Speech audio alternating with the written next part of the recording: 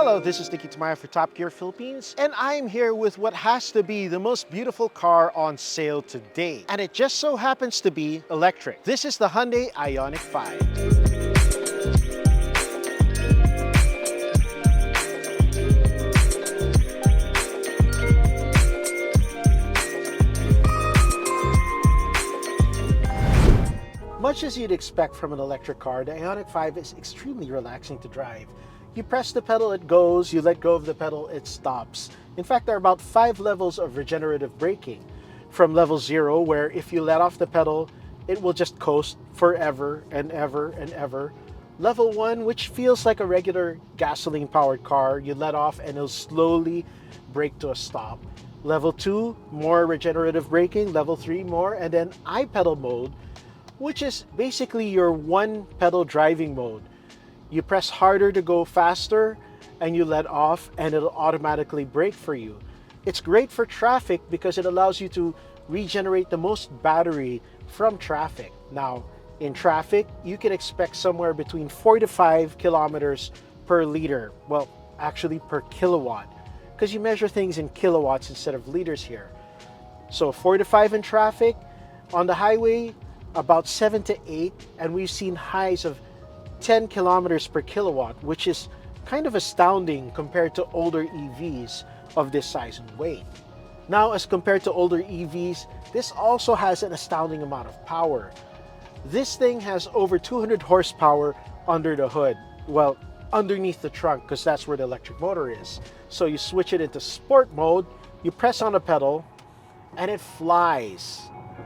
Unlike a gasoline-powered car where that kick in your back lets off after a little bit, this thing will keep going on at the same acceleration rate until you hit the speed limit. Now, it'll go on to a maximum speed of about 185 kilometers an hour, electronically limited, but if it didn't have that limiter, I wager it could do about 220, 240 kilometers an hour. This is a powerful crossover. Of course, when you use that much power, you expect to pay for it, and using it like that, you can see the battery go down about 1% per minute, which is kind of extreme. At that rate, you are getting only 2.5 kilometers per kilowatt hour. You know, this is a crossover. This is a family car. You slide it back into eco and you drive as normal. Now, using it as a family car, it's very comfortable, it's very big, it's very spacious. You can actually go to sleep in this front seat. This thing has automatic lane keeping and radar assisted cruise control. So you can let off your hands and it will follow the lane. But it will get mad at you for doing that. It'll remind you that you have to keep your hands on the wheel. It also has blind spot warning, and in some cases, it will stop you from turning if you will run into a car behind you, which is pretty nice to have. The only ding I could give against the manners of this car is the fact that it is a very heavy car. It's almost 2 tons and it rides on these big 20-inch wheels. So when you hit a rutted road, you kind of really feel it, especially at the high 38 to 42 PSI tire pressures that this thing requires.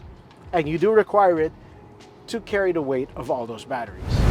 It's been a busy few days and I've let the battery get a little bit too low. So in the middle of filming, we've had to stop here at Shellman Plaza on the South Superhighway to get a little fuel. Well, by fuel, I mean a little electricity. We're doing a splash and dash, which is basically where you go in, pay 500 bucks, get 7 to 8 liters of gas and go. But instead of 7 to 8 liters of gas, that 500 bucks gets us 18 kilowatts of power here at Shell's 180 kilowatt charger. Now, this is one of the few EVs that can actually maximize this charger. The Ioniq can charge at up to 350 kilowatts of power. So here we max up the 180 kilowatt charger, did about 8 minutes of charging, got about 180 kilowatts of electricity, which is enough to get us about 180 kilometers at a stretch. Now, the equivalent in gasoline would get you maybe 150, 160. So it's not as big a price difference as if you're charging from the wall, but in an emergency, this fast charger may save your bacon.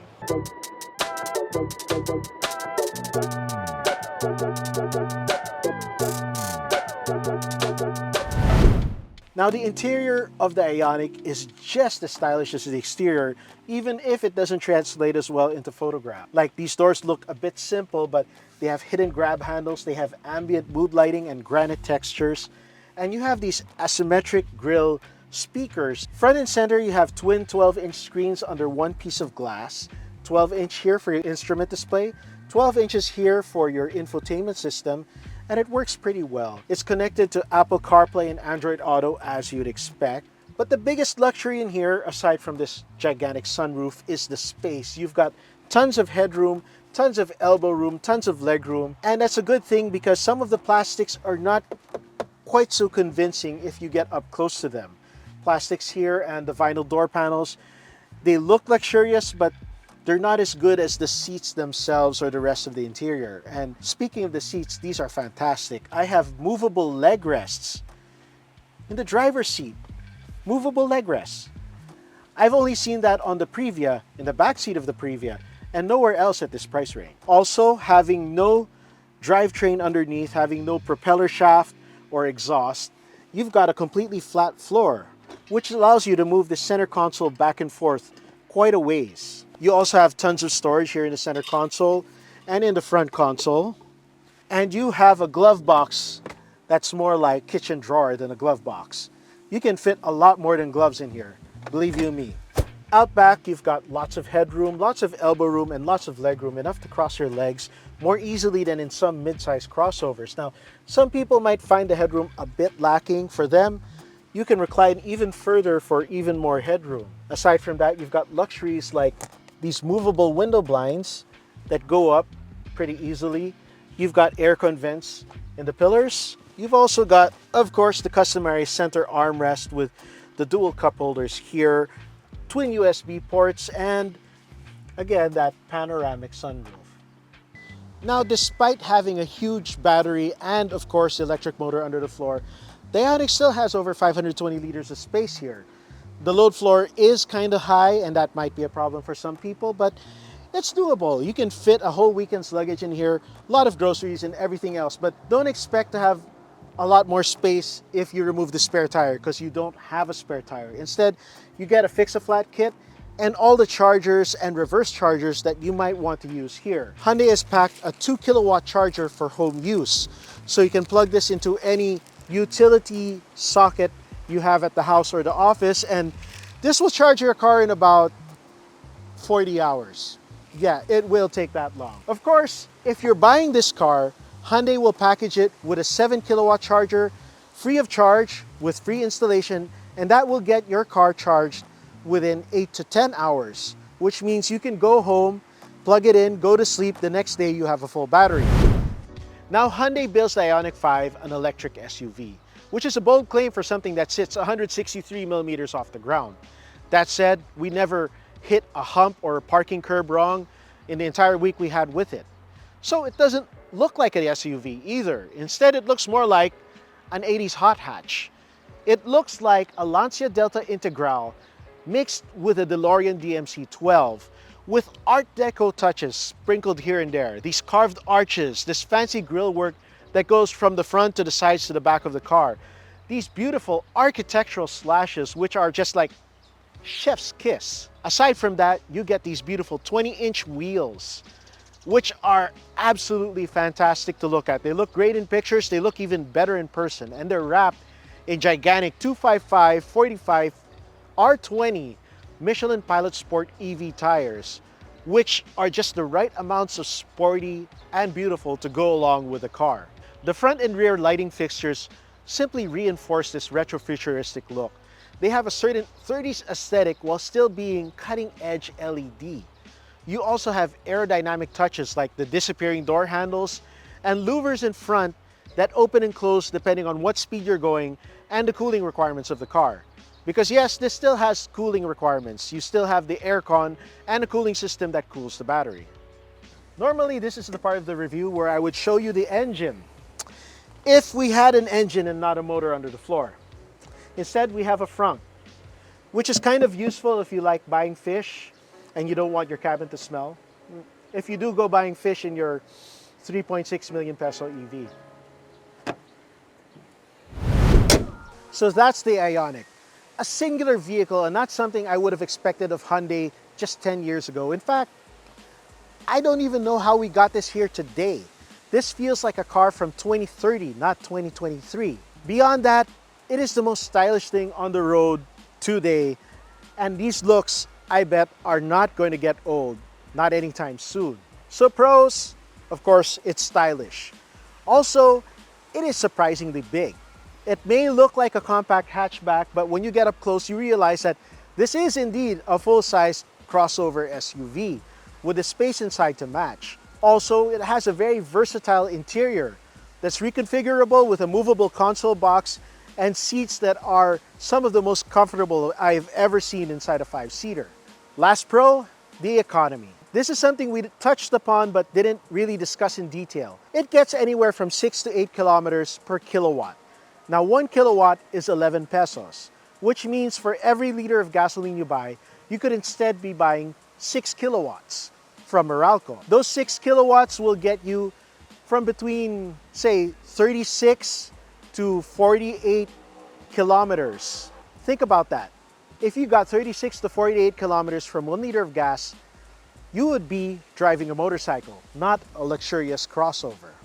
Cons, it's expensive.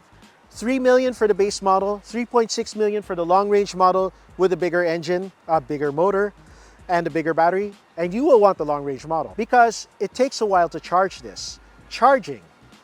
At home, it takes 8 to 10 hours to charge the battery with a 7 kilowatt charger that Hyundai provides for free. Now, if you're visiting a friend's house or going out of town, if you plug it into a 220 volt socket, it will take something like 40 hours to get a full battery. To get to the nearest station or nearest mall charger, say it'll still take you about 8 to 10 hours. Now, in a pinch, you can go to a mall like Ayala malls, SM malls. SM malls give you a 7 kilowatt charger just like the home charger from Hyundai, same charging time. Ayala, some places have the 20 kilowatt chargers, but this is limited to 11 kilowatts while charging there. Don't ask, it's complicated. But the ultimate in charging is fast charging. This thing can charge at up to 350 kilowatts. But the only fast charger we found here in the south so far is at Shell Mamplasan on the highway. That will charge at up to 180 kilowatts, but at 65 pesos per minute. Doing the math, that is almost exactly the same as buying gasoline for a gasoline crossover. You get the same range per peso. If you have a 3 million peso electric vehicle, you want to be getting more range for your money. But if you calculate it from what you pay Meralco, 11 pesos per kilowatt at Meralco, and you have like 36 to 48 kilometers per virtual liter, that's insane for something this big, this heavy, and this powerful. That's 3 million bucks. That's an extra $1 million over a top-of-the-line gasoline crossover. 1.5 million bucks over a top-of-the-line Chinese gasoline crossover with the same level of performance. That 1.5 million could buy you a lot of gasoline, but it's not going to buy you this much style, this much pizzazz, and it's not going to buy you all the insane looks and questions you get from passersby as you drive in this car. This car is the future. It's come back from the future to show us what the future will look like, and it has everyone talking. Everybody wants to see what this car is and wants to find out about it. In fact, if you're an introvert and you don't like talking to people, this is not the car for you, and that's the biggest con of all. You get so much attention that you will have no privacy at all. But if you love the attention, this is one of the best cars for your money today.